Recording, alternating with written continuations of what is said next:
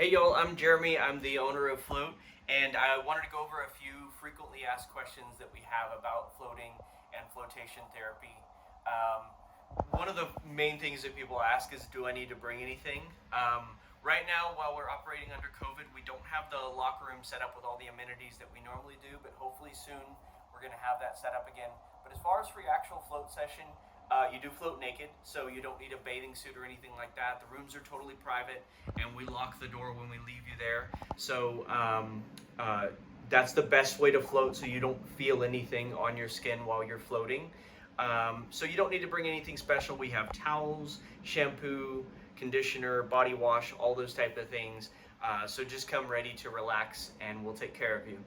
Another common question is, what if I'm not able to float? Like if if you're in a swimming pool and you have a hard time floating in water, don't worry about that. The float tanks have at least 1,200 pounds of Epsom salt in them, and that adds density to the water. So our water is actually just as dense as the Dead Sea.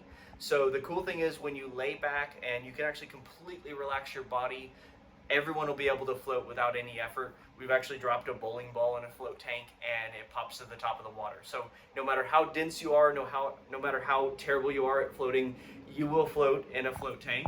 That's kind of the point. Let's see here, some of the other questions. You can float while you're pregnant. If you're pregnant, we just ask you to be outside of the first trimester, but we've actually had some folks tell us that it's a really great experience.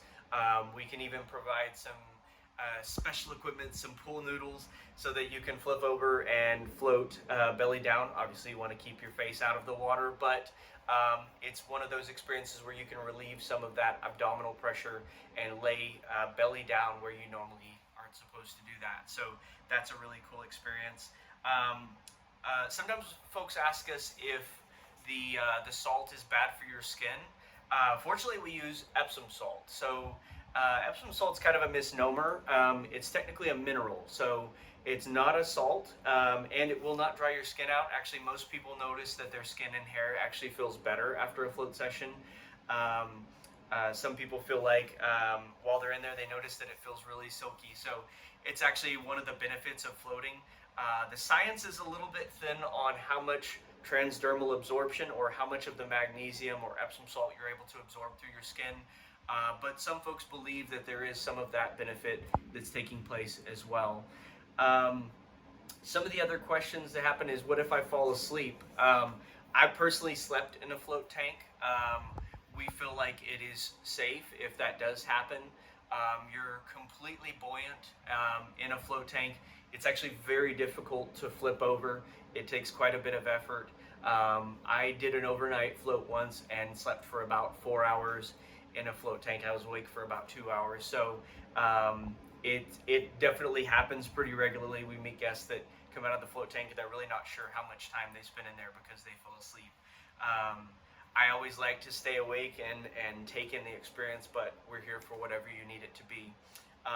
So those are some of the frequently asked questions that we get. We've got more at our website, floatsa.com. But if you have anything specific, there are no bad questions. Just hit us up below and we'll answer any questions that you have. Talk to you soon.